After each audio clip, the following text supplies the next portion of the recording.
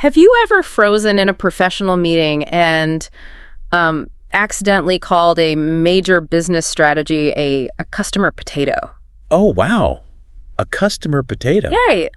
But what if the secret to sounding totally fluent in English isn't speaking perfectly, but actually knowing how to brilliantly recover the exact moment you mess up? Because you are going to mess up. I mean, Yeah. we all do. Exactly. And that is exactly what we are getting into today. We are breaking down the exact formula for professional communication. And before we dive in, let's give you the numbers so you know exactly what to expect from this deep dive. Yes, the numbers. Okay, we're going to explore one hilarious real-life mistake to learn from. Just one, but trust me, it's a good one. Oh, it really is. No. Then we're going to unpack 6 advanced B2 to C1 vocabulary words. 6 words that will completely upgrade your professional presence. And finally, we'll give you the 3 essential types of phrases you need to survive literally any conversation. You definitely need those 3. For sure.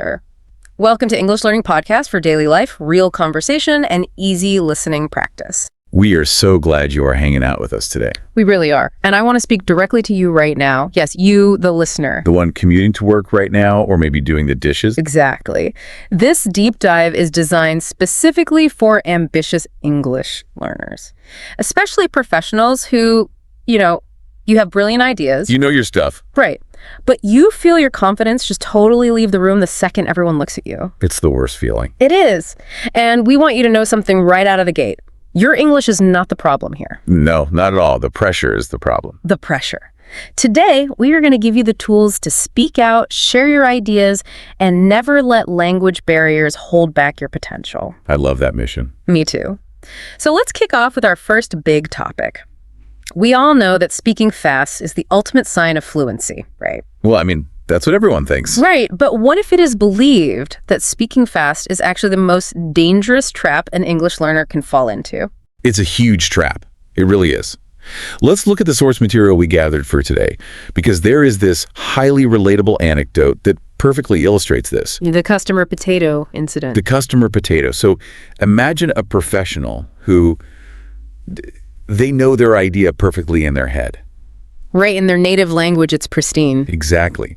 But under pressure, instead of calmly saying, we need to improve the customer portal, Yeah. they panic. Their brain just misfires and they say, we need to improve the customer potato. I mean, I shouldn't laugh because I have been there, but it is objectively hilarious. It is. But think about the aftermath. Think about what happens in the room after they say potato. Complete panic, I assume. Total panic. Yeah. The speaker apologizes like 3 times. They say, I'm bad at explaining. Oh, no, never say that. Right. And then they start speaking faster, trying to outrun the mistake. Yeah. They start using bigger words. Yeah, And they yeah. put on this weird frozen smile like some kind of... Like a business robot. Yeah, exactly. A business robot. Yeah. We analyze this state as being nervous in a hurry. Nervous in a hurry. That makes so much sense. You just try to sprint past the mistake. And it never works. But wait, let me push back on this a little bit. Sure, go ahead. When I hear really confident native speakers in a boardroom, they sound incredibly fast. Me too. Yeah. So if I slow down, won't people think my English is weak? I mean, it feels like driving a sports car at like 10 miles an hour just to avoid a scratch. That's a great analogy. But here is the thing. Fast English only sounds impressive for about 5 to 7 seconds. Wait, really? 5 to 7 seconds? Yep. After that tiny window, if the listener can't actually understand what you're saying, the speed becomes useless. Actually, it becomes annoying. Wow, so they stop being impressed and start getting frustrated. Exactly. Clear beats fast every single time. It is believed that true fluency is about the destination. It's about understanding, not the speedometer. Not the speedometer. I like that. Well, Which brings us perfectly to our first advanced vocabulary word today. This is a B2 to C1 level focus. and the word is clarity. Clarity. Could you explain this one for us? Of course. Clarity simply means being easy to understand. It means there's no confusion in your message. So it's not about big, fancy words. No, not at all. It's about directness. For example, you could say, speaking fast is not useful if there is no clarity. Speaking fast is not useful if there's no clarity. That is a great example sentence. It really hits the point home. And along with clarity, let's highlight a really common phrasal verb that ties into this. Let's do it. The phrasal verb is come out. come out? Like going outside? Well, not in this context. Yeah. Here we mean when words come out messy. It's about how the words are spoken or produced from your mouth. Oh, I get it. So the idea is good in my head, but it comes out wrong. Exactly. A good example sentence would be, when I'm nervous, the answer comes out too fast. When I'm nervous, the answer comes out too fast. Yeah, I think everyone can relate to that feeling. Absolutely. So speed is a trap, but what happens when you completely stop speaking? Up next, we'll reveal the difference between a confident pause and a terrifying freeze. Yeah, this is a big one. It is. But hey, real quick, if you are finding these tips helpful so far, please like, share, and subscribe. Yes, please do. And keep listening, because there is an exclusive bonus tip waiting for you at the very end of this deep dive. You won't want to miss it.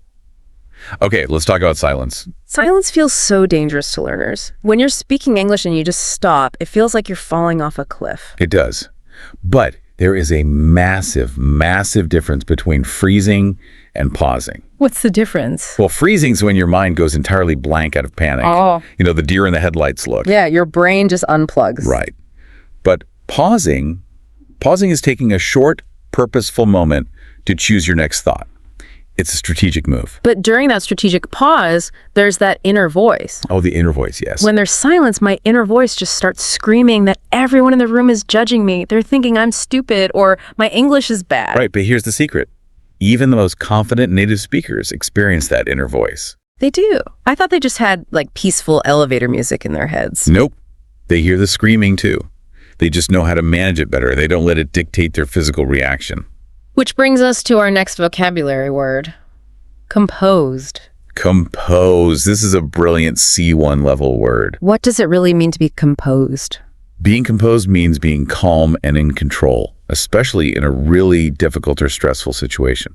So does it mean you don't feel the stress at all, like you're emotionless? No, not at all. It doesn't mean you're a robot. It means you feel the pressure, you hear the inner voice, but you don't let it drive the car. You don't let it drive the car. I love that. For example, you could say, she sounded composed even when the question was difficult. She sounded composed even when the question was difficult. Okay, I want to contrast that with our next word, which is hesitate. Hesitate. To hesitate means to pause because you feel unsure or afraid. So pausing is good, but hesitating is bad. Basically, yeah. Yeah. A useful pause has momentum. You stop to gather your thoughts, then keep going. When you hesitate, you get stuck in the silence. Like, I hesitate when I have to speak in a meeting. Exactly. And that hesitation is usually driven by our next vocabulary word, self-doubt. Self-doubt. That's a heavy one. It is. It's the feeling that makes you question your own ability. For instance, I'm learning to manage my self-doubt and keep speaking. Managing self-doubt is so crucial. And to help you manage it, we are going to introduce the first of our 3 essential phrase types. Phrase type 1. These are phrases you use to give yourself time. Because you can't just stare at people in silence. You need to tell them you are pausing. Right. So a great natural phrase is, let me think for a second. Let me think for a second. That sounds so casual and confident. It does. But if you are in a really formal meeting, maybe with the CEO, you can say, that's a good question. Let me organize my thoughts. That's a good question. Let me organize my thoughts. Wow, that sounds incredibly professional.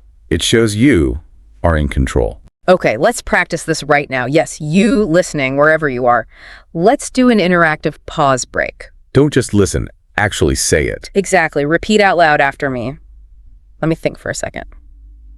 3-second pause. Great. Building that muscle memory is key. Okay, you've mastered the pause.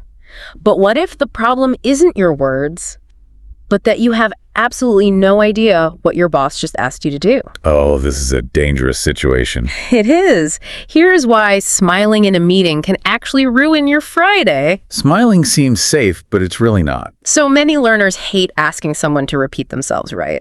Because they fear it makes their English look weak. It's a huge fear. They think if I ask them to repeat, they'll think I'm unqualified. Right. So instead they just smile, they nod their head, and they pray the topic disappears. And we call this the confused lamp syndrome. The confused lamp. Explain this metaphor because it is so painfully accurate. Okay, imagine someone asks you, hey, can you handle that demographic targeting pivot by Friday? And I don't know what a demographic targeting pivot is. Exactly. But you understood the word Friday. Right, Friday. I know. You smile and nod. You are a confused lamp. You are bright and glowing on the outside, but completely empty on the inside. Bright on the outside, empty on the inside. That is incredibly dangerous in business. It is. because now Friday's going to come and you haven't done the work. So real confidence is not pretending you understood everything immediately. Not at all. Real confidence is caring enough about the work to check that you have the right information.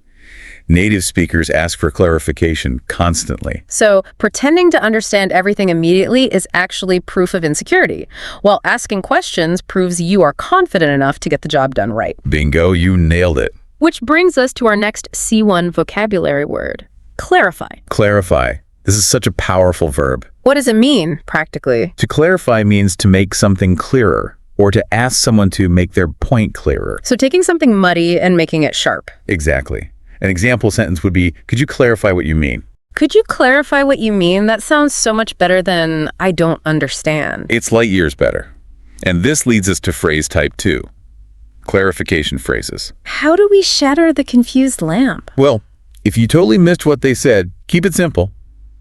Just say, sorry, could you say that again? Sorry, could you say that again? But if you understood part of it and just want to check, use this advanced structure. Just to clarify, do you mean... Just to clarify, do you mean we need the report by Friday? Exactly. It proves you were listening, but verifies the details. Let's do another interactive pause break. Let's practice speaking again. Say this out loud right now, wherever you are. Just to clarify, do you mean? 3-second pause. Beautiful. You're taking control of the conversation.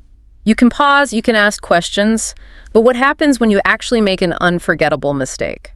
How do you save the conversation? That's our next step. Because the mistakes are going to happen. They are inevitable. You cannot remove mistakes from life. You can only reduce them.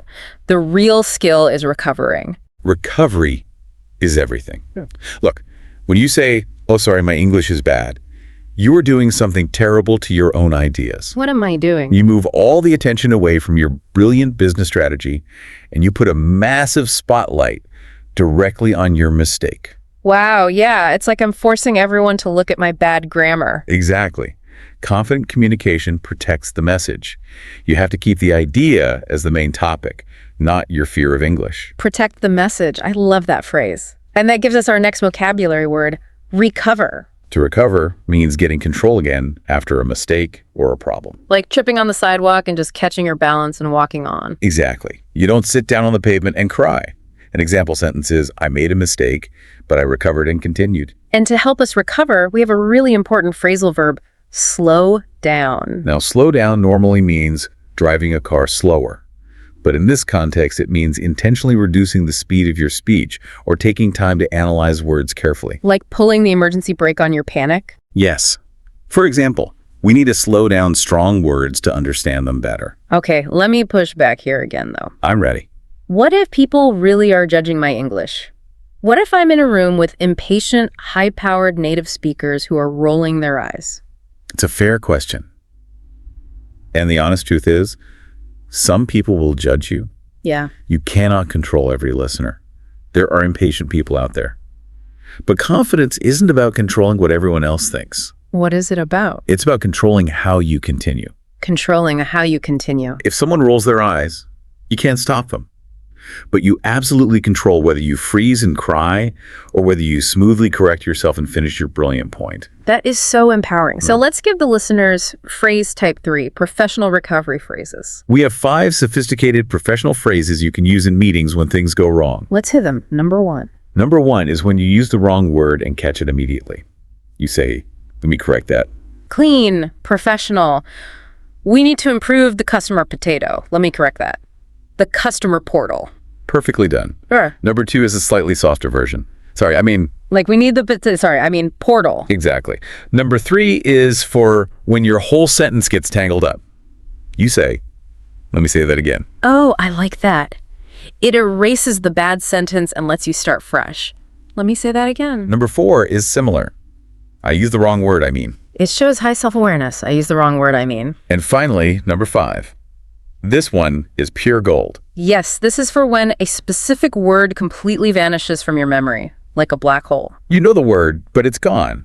Instead of panicking, you say, let me explain it another way. Let me explain it another way. And then you just describe around the missing word. Exactly. It shows you understand the concept so deeply, you can talk about it without relying on one single vocabulary word. We have the theory, but now it's time to completely upgrade your vocabulary. We're going to take the most common nervous learner sentences and transform them into powerful professional English. Get ready. This is where we put it all together. A rapid-fire breakdown. Let's do it like a role play. I will say the weak nervous sentence that learners usually use, and you give me the upgraded B2C1 version. And I'll explain why it works better. Let's go. Okay, instead of walking into a room and saying, "Sorry, my English is bad." You should say, "I may need a moment, but I'd like to share my idea." I may need a moment, but I'd like to share my idea. Wow, why is that so much better? Because you shouldn't ever apologize for having an accent or for being a learner. This phrase sets a professional boundary and highlights that your idea is valuable. It centers the idea, not the language level. Okay, next one. Instead of getting stuck in saying, "I don't know how to say." Say this, "I'm looking for the right word." Or use our recovery phrase. Let me explain it another way. Right, because "I don't know how to say" is a dead end. Exactly. It forces the other person to try and guess what you mean. Explaining it another way keeps you in control. Okay, here's one I hear all the time. Instead of aggressively asking, "You understand me?" Oh, yeah, that sounds almost angry. Instead, ask. Does that make sense? Or am I explaining that clearly? Does that make sense? Am I explaining that clearly? Yes. It shifts the burden. You aren't attacking their listening skills. You're inviting them to collaborate on understanding your explanation. Though a quick note for the listeners, use this honestly. If you say, "Does that make sense?" after every single sentence, it sounds really nervous. True. Use it only when you've just explained something really complex. Good tip. Next one. Instead of commanding someone, repeat again. A bit rude, yeah. Say, "Could you say that again, please?" Or, "Sorry, I didn't quite catch that." And remind the listener about the tone of voice here. Right. Keep a calm, professional tone. Don't use your panic voice where your pitch goes way up. Keep it grounded. So not, "Could you say that again?" but "Could you say that again, please?"